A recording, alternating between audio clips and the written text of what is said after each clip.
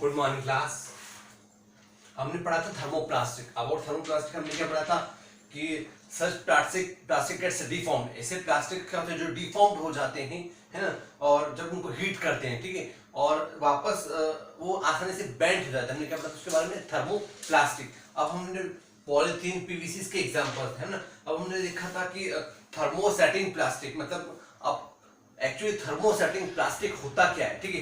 Thermosetting plastic, what about thermosetting plastics, कि some plastic which when moulded once can not be softened. ऐसे कुछ plastic जिसको हमने mould कर दिया लेकिन वापस वो moulded once can not be softened, वापस उनको हीट करके सॉफ्ट नहीं कर सकते, ठीक है। एक बार वो माउल्ड हो गए, ठीक है, तो उसके बाद उसमें कोई चेंजेस नहीं आएंगे, ठीक है। तो हमने इसको बोला था थर्मोसेटिंग प्लास्टिक्स।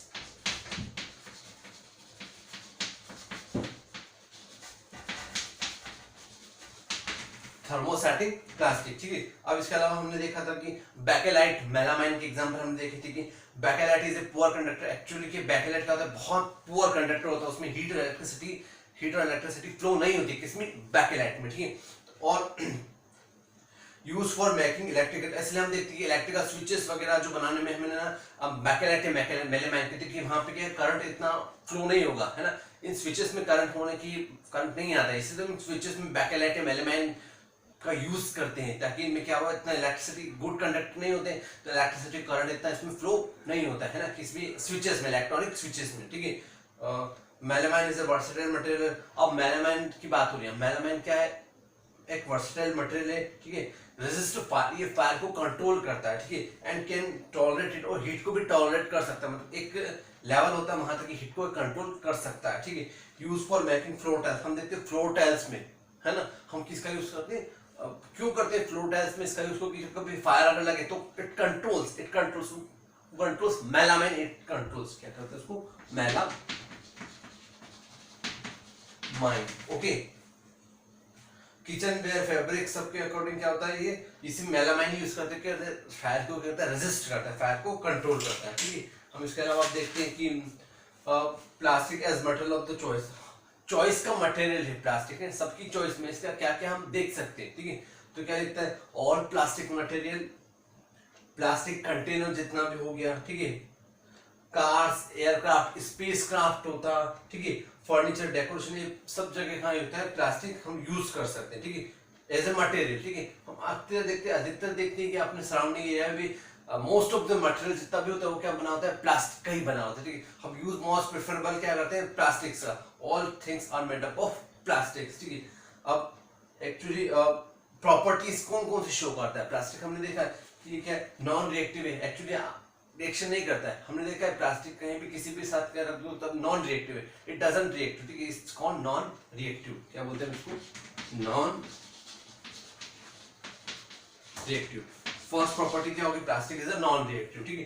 तो डोंट रिएक्ट विद वाटर, पानी के साथ भी कभी रिएक्ट नहीं करेगा, ठीक है ना। एयर के साथ हम देखते हैं कि जैसे कि लोहा होता है ना, it's a type of metal, ठीक है, हम उसको रखते हैं तो मॉइस्चर हो जाता है, कोरोजन हो जाता है उसमें, ठीक है, कोरोजन हो जाता है आयरन में। बट प्लास्टिक में क्या होता है, वाटर का पानी पर गिरेगा भी तो रिएक्शन नहीं करेगा, ठीक है।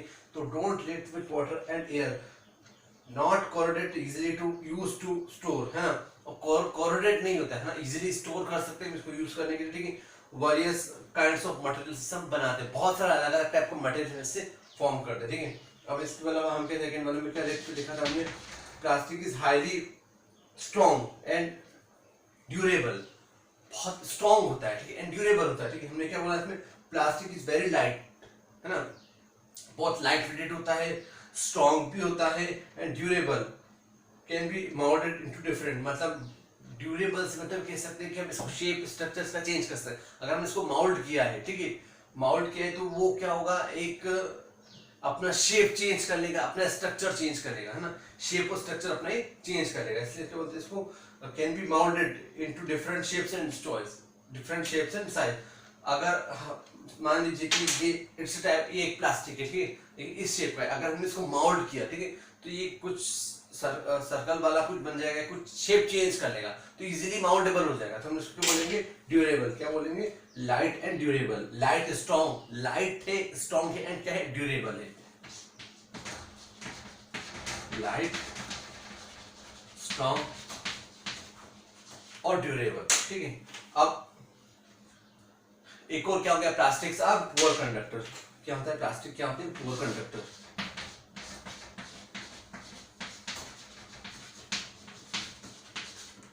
है ना, plastic conductor of heat, plastic poor conductor. देखिए हमने पहले आपको बोला हीट और इलेक्ट्रिसिटी की प्लास्टिक क्या होते हैं, बहुत पुअर कंडक्टर होते हैं, ठीक है। सो इलेक्ट्रिकल वायर है प्लास्टिक्स कवरिंग, इसलिए हम देखते हैं कि इलेक्ट्रिकल वायर जितने भी होते हैं हम देख सकते हो उसके ऊपर क्या होता है, प्लास्टिक कवरिंग होती है, ठीक है। आप देख सकते हो कोई सा भी इलेक्ट्रिकल वायर हो गया, उसकी तुम बता सकते हैं कि वो प्लास्टिक कवर का होता है, ठीक है। क्यों, क्योंकि इस रेजिस्ट फायर को कंट्रोल करता है, इसलिए हम उसको बोलते हैं इट कवर्स प्लास्टिक कवरिंग, ठीक है। Handles of screw driver, handles of frying pan, frying कुछ फ्राइंग पैन होता है, कुछ तलते हैं हम, ठीक है, तो उसके भी कवर जो हैंडल जो होता है उसको भी होता है प्लास्टिक का बना होता है, ठीक है। स्क्रू ड्राइवर होता है, उसका भी क्या होता है, हैंडल का होता है, हैंडल क्या होता है, प्लास्टिक का बना होता है। बिकॉज सभी के प्लास्टिक के क्यों बने होते हैं, because it is poor conductor of heat. Actually electricity का क्या होता है, बहुत ज्यादा पुअर कंडक्टर होता है, इसलिए इसको बोलते हैं पुअर कंडक्टर, ठीक है। अब हमने प्लास्टिक एनवायरनमेंट में तो पढ़ा था कि ये भी दो टाइप के होते हैं, एक तो बायोडिग्रेडेबल होता है और एक नॉन बायोडिग्रेडेबल होता है। What about biodegradable and non biodegradable, ठीक है।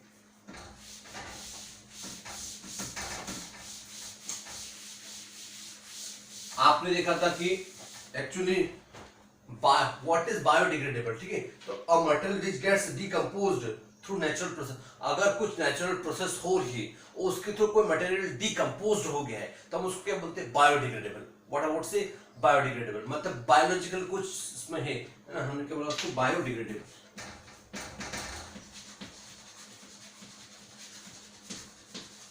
कोई सा मटेरियल अगर डिकम्पोज्ड हो गया, ठीक है, और material which gets decomposed through natural, कुछ नेचुरल प्रोसेस हुई है ना, नेचुरल प्रोसेस के थ्रू होगा, व्हिच गेट डिकम्पोज्ड, डिके हो गया, तो उसको क्या बोलेंगे, बायोडिग्रेडेबल, ठीक है। और नॉन बायोडिग्रेडेबल क्या होगा, व्हाट इज नॉन बायोडिग्रेडेबल, की which is not easily decomposed। Actually non है मतलब लिविंग नेचुरली वो डिकम्पोज आसानी से नहीं हो रहा है, इसलिए वो क्या है, नॉन बायोडिग्रेडेबल है, ठीक है। तो which is not easily decomposed by natural process is called non biodegradable, ठीक है। अब इसके अलावा हम देखते हैं कि इसके अलावा हम देखते हैं चैप्टर 3 में, ठीक है, chapter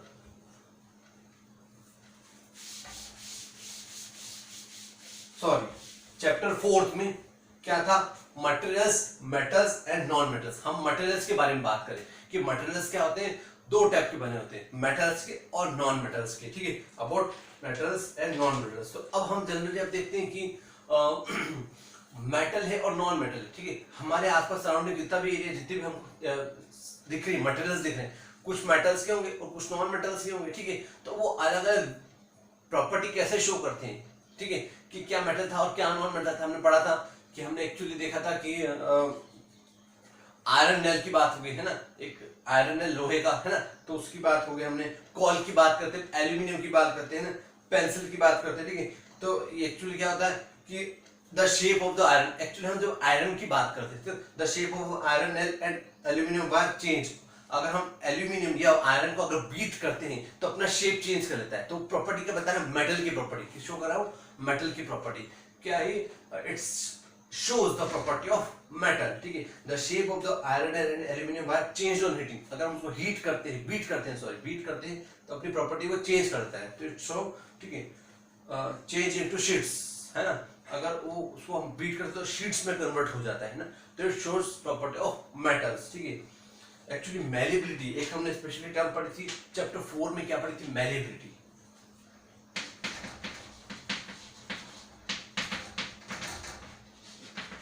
What about malleability? Malleability के बारे में हमने क्या पढ़ा था, the property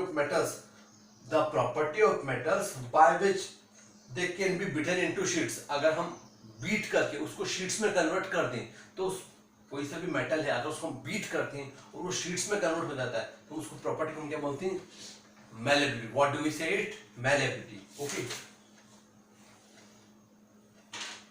अब हम देखते हैं कि कुछ ऐसी चीजें मटेरियल होता है जो प्रॉपर्टी शो करता है बीट मैलिबिलिटी की, और कुछ शो नहीं करता है, ठीक है।